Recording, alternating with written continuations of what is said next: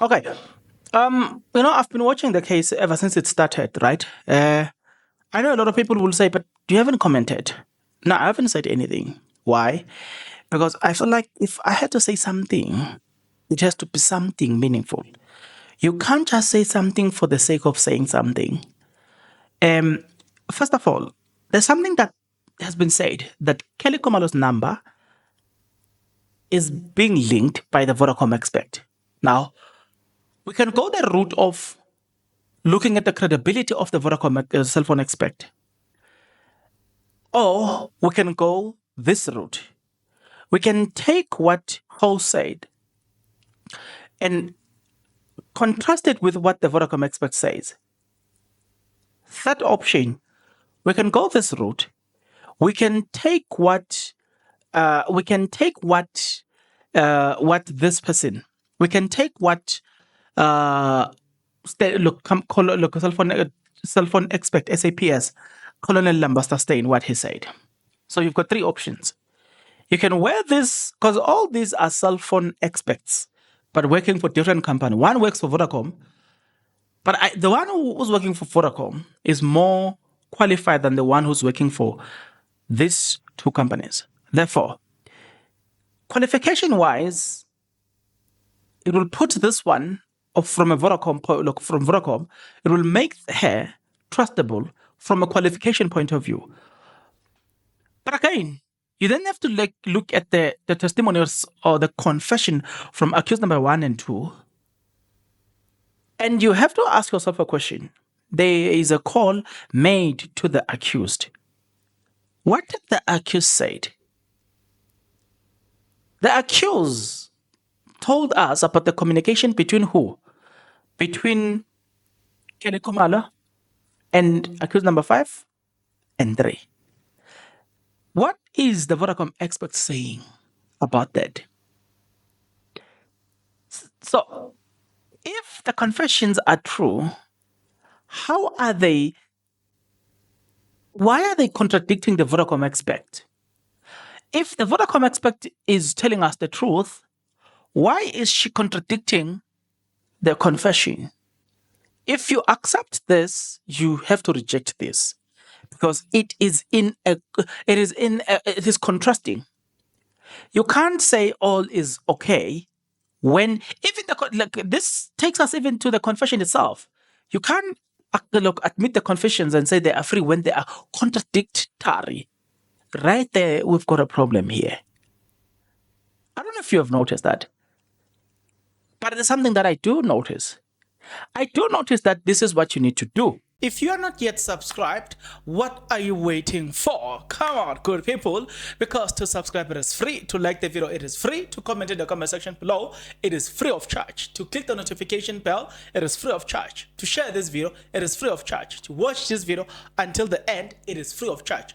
Also, good people, come on, to watch the ads it's free of charge, and that's how you financially contribute to this YouTube channel. Speaking about financially contribution to the channel, you can become a member of this YouTube channel from as little as 20 Rand a month. You can also use the super thanks button.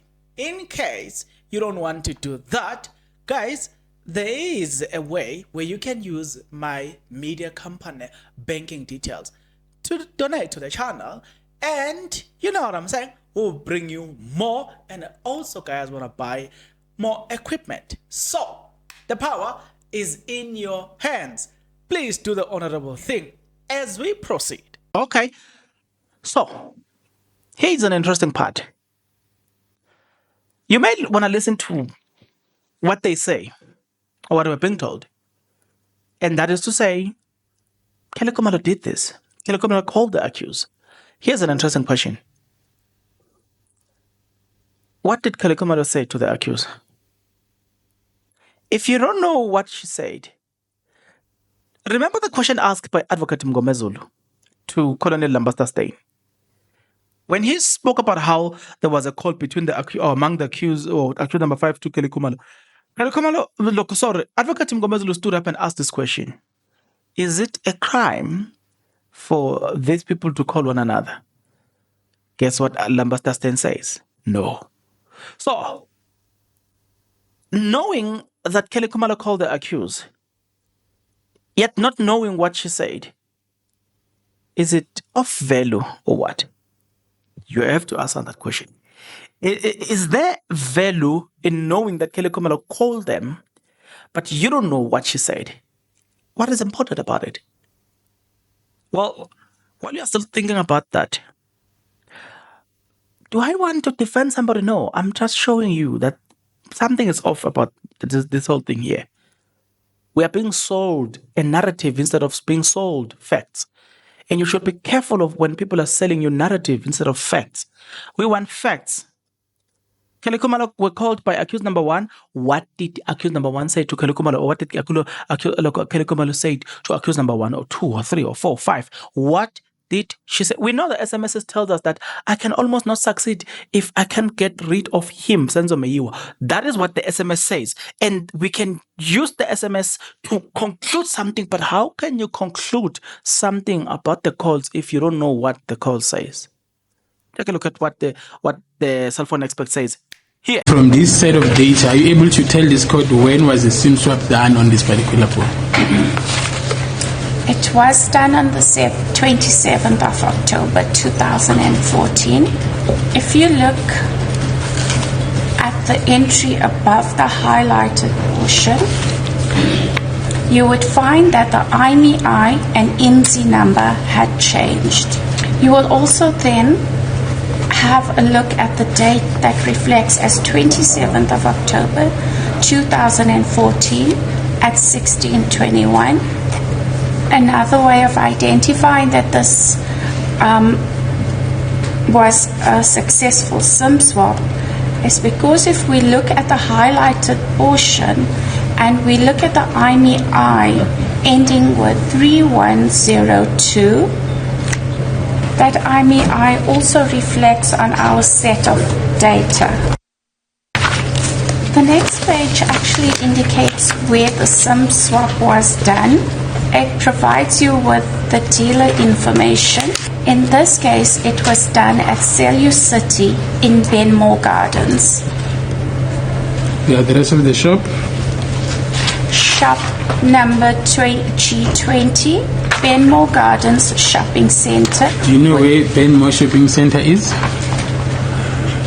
No. The SIM card that was requested, was it also inserted on the Apple iPhone 5S? No.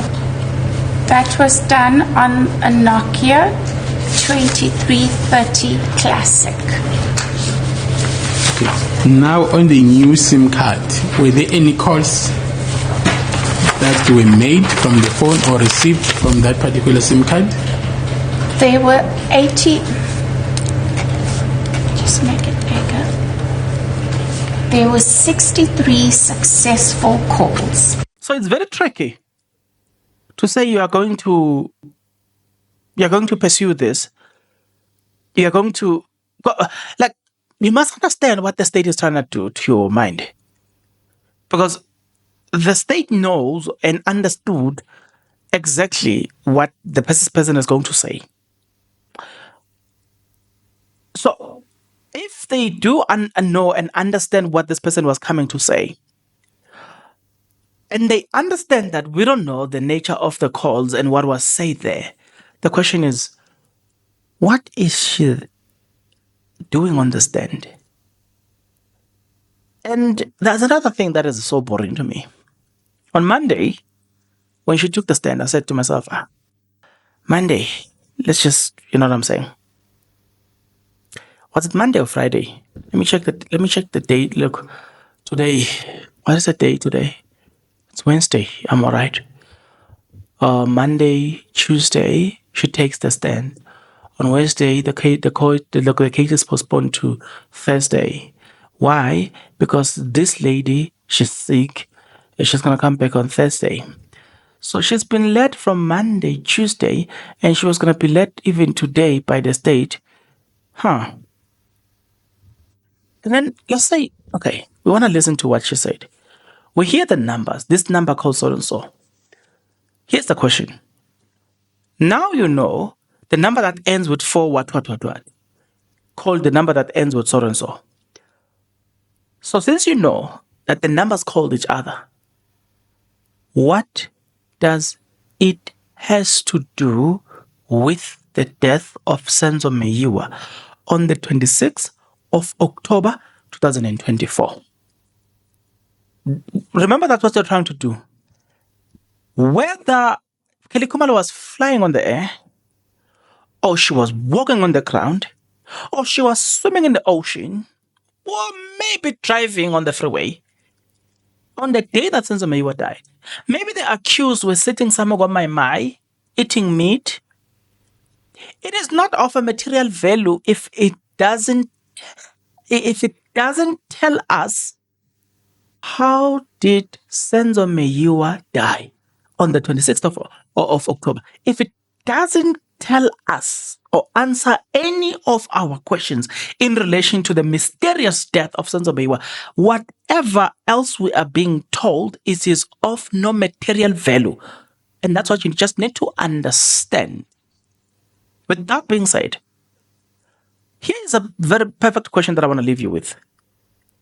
Since you understand that the reason the court is on session in Pretoria North High Court, it is the pursuit of justice, trying to find the right killers of Senzo Meyiwa, based on the evidence of the Vodacom Cellphone expert. Has it ever answered any of the questions we have posed, or questions I've not even yet asked, but they are in relation to the 26th of October 2024? Has anything that has been said answered the mysterious death of Senzo Meyiwa? If nothing out of what has been said has answered that, then whatever is being said, it is useless. Here's a last example. If you don't know what the calls were about, it cannot be a criminal offense that you are able to talk to a convicted inmate. It's not a criminal offense. Be it that is just your friend or what, it cannot be a criminal offense. There are people who fall in love with inmate whilst they are outside. Why is it not a criminal offense? Because there's no such a law in the Constitution. Okay, you said, but they were trying to establish that these people knows each other. So once you have to establish that they know each other, so what? Does it make them criminal? I'm trying to understand that. You have to answer me. You see, I understand that probably a lot of you get fascinated about it. But I'm not, because some of the things that are being said, by the way, if you're listening very attentively and very carefully, you will realize that this is a repetition of information. Go and ask, or go and listen very carefully. If some of the things that are being said were not said by Colonel Lambasta Stein, or they were not said by Uhos. You'll remember when a host was busy testifying, he will say words such as, the Vodacom local expert is coming, I cannot comment on this one. But the bottom line is that he knew that whatever he's saying, like he told us about the towers, he told us about the phones, the phone call. So bringing the Vodacom expert, there's literally that we want from the Vodacom expert. Just a few things. To be quite honest, we just need a few things from the Vodacom expert. One of the things that we are looking for is, can you duplicate a number? That would have been an interesting question. If we can't duplicate a number, it answers this question. When the accused says the number you are saying I have basically doesn't belong to me, it belongs to this person. It can't be that the number, two people are owning that number. It just cannot be. Those are some of the questions that are very important to ask a Vodacom Cellphone expert.